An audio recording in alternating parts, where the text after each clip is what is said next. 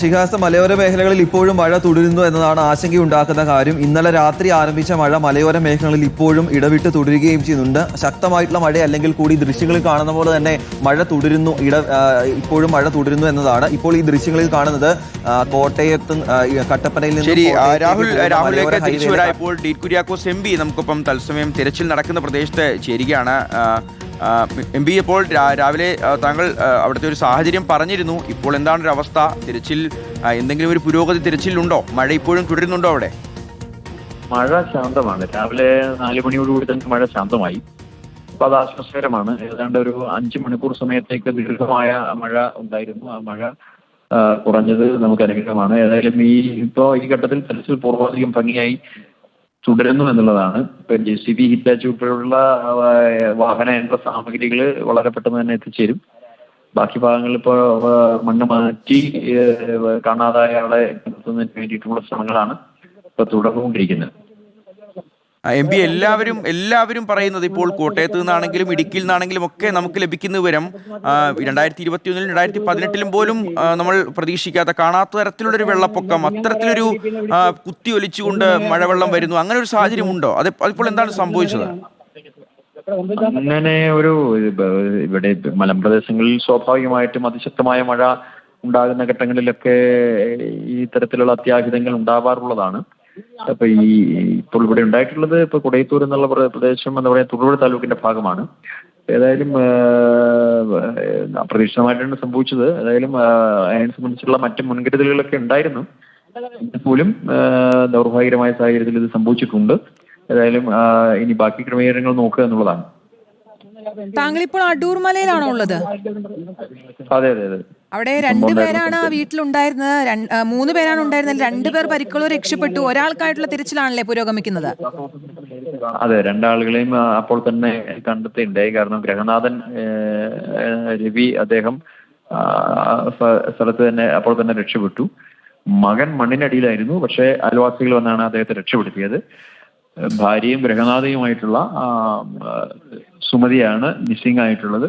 എത്രയും പെട്ടെന്ന് തന്നെ കണ്ടെത്താൻ പറ്റുമെന്നുള്ളൊരു വിശ്വാസത്തിലാണ് തെരച്ചിൽ പുരോഗമിച്ചുകൊണ്ടിരിക്കുന്നത്. രക്ഷപ്പെട്ടവരുടെ ആരോഗ്യനില തൃപ്തികരമല്ലേ? നിലവിൽ കുഴപ്പമില്ല, പക്ഷേ അത്യാവശ്യം സംഭവിച്ചിട്ടുണ്ട്. ഒരു മണ്ണിനടിയിൽ നിന്ന് റിക്കവർ ചെയ്തുകൊണ്ട് സ്വാഭാവികമായിട്ടും അതിന്റെ ബുദ്ധിമുട്ടുകളുണ്ട്. ആ ബുദ്ധിമുട്ടുകളിൽ വെച്ചുകൊണ്ടുള്ള തൊടുപുഴ സെന്റ് മേരീസ് ആശുപത്രിയിലാണ് രതീഷിനെ പ്രവേശിപ്പിച്ചത്.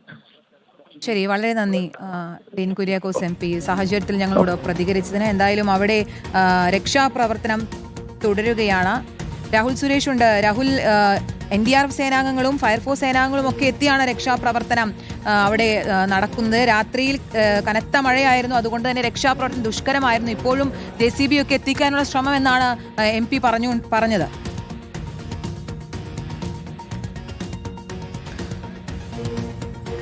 തീർച്ചയായിട്ടും അവിടെ ഈ അടൂർമലയിൽ കുടുങ്ങിയിരിക്കുന്ന ഒരാളെ അല്ലെങ്കിൽ കാണാതായിരിക്കുന്ന ഒരാളെ കണ്ടെത്താനുള്ള ശ്രമം തുടരുകയാണ്. ഈ കോളപ്ര ഗവൺമെന്റ് ഹയർ സെക്കൻഡറി സ്കൂളിന് സമീപത്തു നിന്നുമാണ് ഈ അപകടം ഉണ്ടായ സ്ഥലത്തേക്ക് പോകുന്നത്. അതുകൊണ്ട് തന്നെ ഈ പ്രദേശത്തേക്ക് എത്തിപ്പെടുന്നത് ദുഷ്കരമാണ്. നിലവിൽ NDRFന്റെയും ഫയർഫോഴ്സിന്റെയും നേതൃത്വത്തിലാണ് ഈ അടൂർമലയിൽ രക്ഷാപ്രവർത്തനം പുരോഗമിച്ചുകൊണ്ടിരിക്കുന്നത്. ആ വീട്ടിൽ ആകെ 3 പേരായിരുന്നു ഉണ്ടായിരുന്നത്. അതിൽ 2 പേർ രക്ഷപ്പെട്ടു. ഒരാൾ മണ്ണിനടിയിലായിരുന്നു. ആ ആള് മകനെ രക്ഷപ്പെടുത്താൻ നാട്ടുകാരുടെ സഹായത്തോടെ ആദ്യഘട്ടത്തിൽ തന്നെ രക്ഷപ്പെടുത്താൻ സാധിച്ചു. പക്ഷേ ആ വീട്ടിലെ ഗ്രഹനാഥയായിട്ടുള്ള സുമതിനെയാണ് നിലവിൽ കാണാതായിരിക്കുന്നത്. സുമതിയെ കണ്ടെത്താനുള്ള ശ്രമമാണ് ഫയർഫോഴ്സിന്റെയും NDRFന്റെയും നേതൃത്വത്തിൽ പുരോഗമിക്കുന്നത്. ജനപ്രതിനിധി അടക്കം അവിടെ എത്തിയിട്ടുണ്ട്. പക്ഷേ ഈ JCB ഉൾപ്പെടെ അവിടേക്ക് എത്തിക്കുന്നതിന് ഒരു വെല്ലുവിളിയുണ്ട്. അതുകൊണ്ട് നിലവിൽ കൈ സഹായത്തോടെ കൈകൊണ്ട് ഉപയോഗിക്കാവുന്ന തൂമ്പ ഉൾപ്പെടെയുള്ള സാധനങ്ങൾ ഉപയോഗിച്ചുകൊണ്ട് മണ്ണ് മാറ്റിയുള്ള രക്ഷാപ്രവർത്തനം അവിടെ പുരോഗമിക്കുന്നു എന്നതാണ് പറയുന്നത്. 29 പേരടങ്ങുന്ന NDRF സംഘവും തൊടുപുഴ, മൂലമറ്റം എന്നിവിടങ്ങളിൽ നിന്നുള്ള ഫയർഫോഴ്സ് സംഘവും അവിടെ എത്തിയിട്ടുണ്ട്. കൂടാതെ MP, MLA ഉൾപ്പെടെയുള്ള ജനപ്രതിനിധികളും സംഭവ സ്ഥലത്തുണ്ട്. എന്തായാലും മഴ മാറി നിൽക്കുന്നത് ഈ അടൂർമലയിലെ രക്ഷാപ്രവർത്തനത്തിന് ഗുണം ചെയ്യും എന്നാണ് പറയുന്നത്. വരും മണിക്കൂറുകളിലും മഴ മാറി നിൽക്കുകയാണെങ്കിൽ ഈ കാണാതായിരിക്കുന്ന ഒരാളെ കണ്ടെത്താനുള്ള ശ്രമം അതിവേഗത്തിൽ നടക്കുകയും ചെയ്യും. ഇപ്പോൾ മലയോര മേഖലകളിലാണ് ഇപ്പോൾ വീണ്ടും ആശങ്ക ഉണ്ടാക്കിക്കൊണ്ടിരിക്കുന്നത്. ഈ മഴ മാറി നിൽക്കുന്നില്ല എന്നതാണ് മലയോര മേഖലയിലെ പ്രധാനപ്പെട്ട കാര്യം. ഇപ്പോൾ നമ്മൾ ദൃശ്യങ്ങളിൽ കാണുന്നത് ഈ ഏലപ്പാറയിലെ തത്സമയ ദൃശ്യങ്ങളാണ്. കട്ടപ്പനയിൽ നിന്നും കോട്ടയത്തേക്ക് പോകുന്ന മലയോര ഹൈവേ ഹൈവേ ആണ്. ഇവിടെ ഇപ്പോൾ ഗതാഗതം തടസ്സപ്പെട്ടിട്ട് മണിക്കൂറുകൾ പിന്നിടുകയാണ്. പുലർച്ചെ സമയത്താണ് ഈ കാണുന്ന മുകൾ ഭാഗത്തു നിന്നും മണ്ണിടിഞ്ഞ് താഴത്തേക്ക് പോകുന്നത്.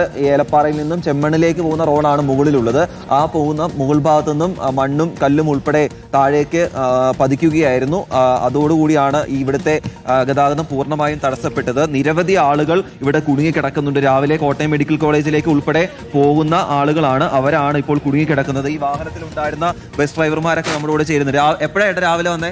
രാവിലെ നമ്മളാണ് ആദ്യം നമ്മളാണ്. എത്ര മണിക്കാ വന്നേ? 4:15. അപ്പോൾ ഇങ്ങനെ മണ്ണിടിഞ്ഞ് കിടക്കുമായിരുന്നു. മണ്ണിടിഞ്ഞ് കിടക്കുന്ന സാഹസികമായിട്ടാണ് നമ്മൾ കയറി വന്നത്. പാലമൊക്കെ വെള്ളമായി. അപ്പോൾ പാലത്തെ വെള്ളം കയറും. വരുന്ന വഴിക്ക് എല്ലാം ചെറിയ രീതിയിൽ മണ്ണിടിഞ്ഞ് കിടക്കുക, ശരിക്കും മണ്ണിടിഞ്ഞ് കിടക്കുക. 4 മണിക്ക് ഇടിഞ്ഞിട്ട് ഇപ്പോഴും മണ്ണ് മാറ്റാൻ സാധിച്ചിട്ടില്ല. JCB-കാരനെ അവിടെ കൊണ്ട് ഓഫായി കിടക്കുവാന്ന് പറഞ്ഞു. അല്ലെങ്കിൽ വണ്ടിയുണ്ട്, ഇവിടെ വണ്ടി കിടപ്പുണ്ട്. JCB-കാരൻ ഇല്ലാത്തതുകൊണ്ടാണ് മണ്ണ് മാറ്റാത്തത്. ഈ രാവിലെ 4 മണിക്കൊക്കെ പോകുന്ന വണ്ടിയിലുള്ള ആൾക്കാർ കോട്ടയത്തെ മെഡിക്കൽ കോളേജിലേക്കൊക്കെ ഉൾപ്പെടെ ആൾക്കാർ എല്ലാം വണ്ടിക്ക് കാറ് അതിലേക്ക് പോകാൻ നോക്കിയിട്ട് വന്ന് ഇവിടെ വെയിറ്റ് ചെയ്യുന്നുണ്ട്. ഇതിലിപ്പോ പ്രതിസന്ധിയായിട്ട് പറയുന്നത് ഏത് റോഡിലൂടെ പോകാൻ നോക്കിയാലും അവിടെ എല്ലാം മണ്ണിടിഞ്ഞ് കിടക്കുന്നതാണ് കാഴ്ച. ഇപ്പോൾ നമുക്ക് ഈ ദൃശ്യങ്ങൾ കാണാൻ സാധിക്കും. കിലോമീറ്ററുകൾ ദൂരത്തിൽ വാഹനങ്ങൾ കുടുങ്ങി കിടക്കുന്നതാണ്.